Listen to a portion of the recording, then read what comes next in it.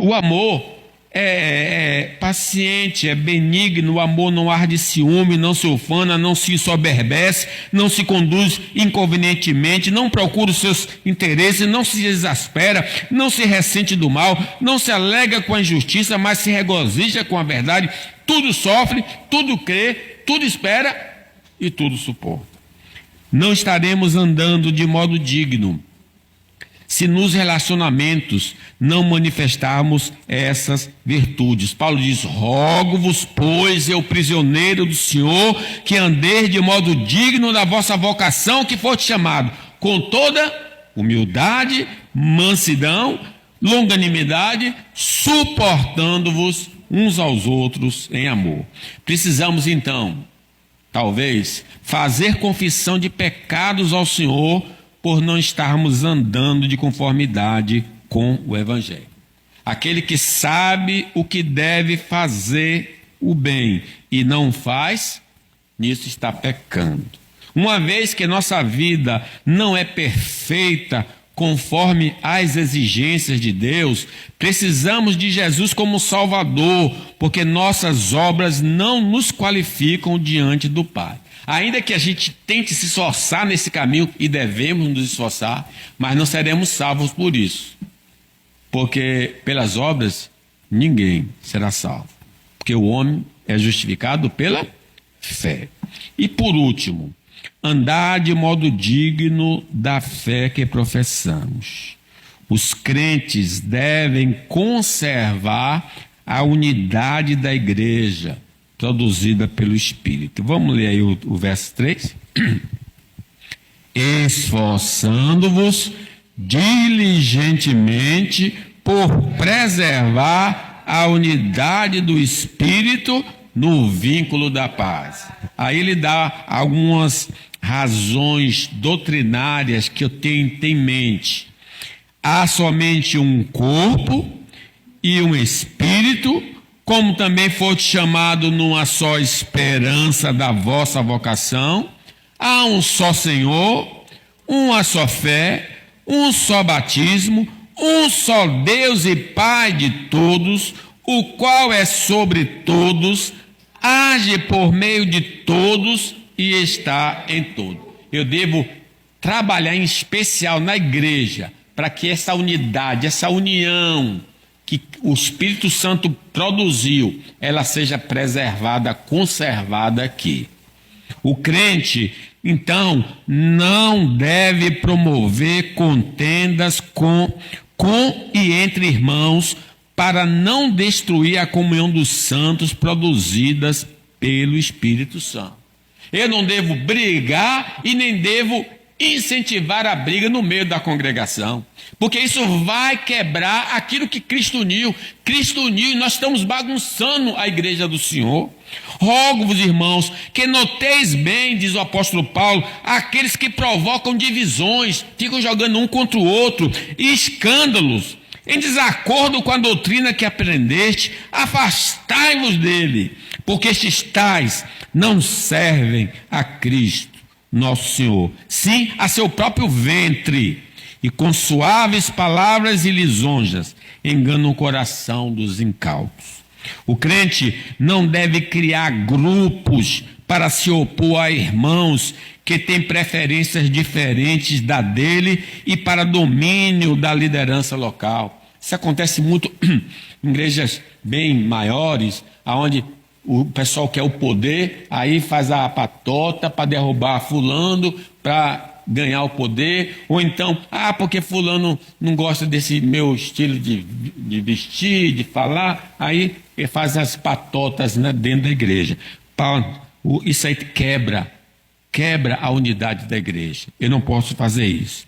Paulo chega a reprovar a igreja de Corinto. Eu, porém, irmãos, não vos pude falar como a espirituais, e sim como a carnais, como a criança em Cristo. Leite vos dê a beber, não vos dê alimento sólido, porque ainda não podeis suportá-lo. Nem ainda agora podeis, porque ainda sois carnais, porquanto havendo entre vós ciúmes e contendas. Não é assim que sois carnais e andais segundo o homem? Quando, pois, alguém diz, eu sou de Paulo, e outro, eu de Apolo, ou não é evidente que andais segundo os homens, a discórdia daquela igreja, os partidarismos naquela igreja. O crente deve ser um pacificador no meio dos seus irmãos, para que a ação do Espírito Santo não seja apagada no seio da igreja. Não torneis a ninguém mal por mal. Esforçai-vos por fazer o bem perante a todos os homens. Se possível, quando depender de vós, tende paz com todos os homens. É a minha responsabilidade. O crente precisa ter consciência de que só existe uma família de Deus e não devemos desprezar seus membros, que é uma atitude diabólica. Há um só corpo, não existe várias igrejas, só existe uma igreja, a igreja do Deus vivo e verdadeiro, da qual nós fazemos parte. Quando eu estou destruindo o meu irmão, eu estou destruindo a própria igreja de Deus. E quem destruir a igreja de Deus, Deus o destruirá. Porque diz que Jesus é a nossa paz, o qual de ambos, judeus e gentios, fez um. E tendo derrubado a parede de separação que estava no meio, a inimizade, os judeus não se davam com os romanos, com os gentios não se davam com os judeus, mas o crente que aceita Jesus Cristo, essa coisa cai fora da vida dele. Ele, tendo derribado a parede de separação que estava no meio, a inimizade, aboliu na sua carne a lei dos mandamentos na forma de ordenanças, para que dos dois criasse em si mesmo um novo homem, fazendo a paz, e reconciliasse ambos em um só corpo com Deus por intermédio da cruz, destruindo por ela a inimizade.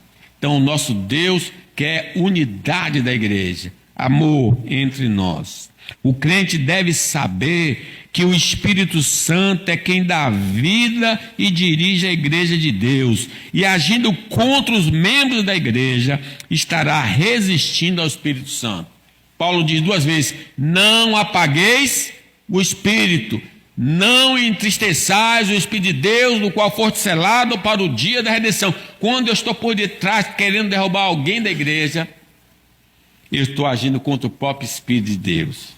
Assim, pois, diz o Espírito: hoje, se ouvires a sua voz, não endureçais o vosso coração, como foi na provocação no dia da tentação no deserto. Lembrai, irmãos, que os membros da igreja, colocados pelo Espírito Santo, vão herdar a herança eterna e viverem juntos por toda a eternidade. Esse que está com você no banco, você vai encontrar lá na eternidade. Talvez vai ser seu vizinho, a sua casa vai ser conjugada com a dele. Então comece a amá-lo e suportá-lo agora. Somos herdeiros de Deus e co-herdeiros com Cristo, pois todos vós sois filhos de Deus, mediante a fé em Cristo Jesus. Porque todos quanto foste batizados em Cristo, de Cristo vos revestiste. Dessarte, não pode haver judeu nem grego, nem escravo nem liberto, nem homem nem mulher, porque todos vós sois um em Cristo Jesus. E se sois de Cristo, sois também descendentes de Abraão e herdeiros segundo a promessa. Vamos receber a mesma herança. Está lá o seu nome e o meu nome já escrito lá na herança para a gente receber.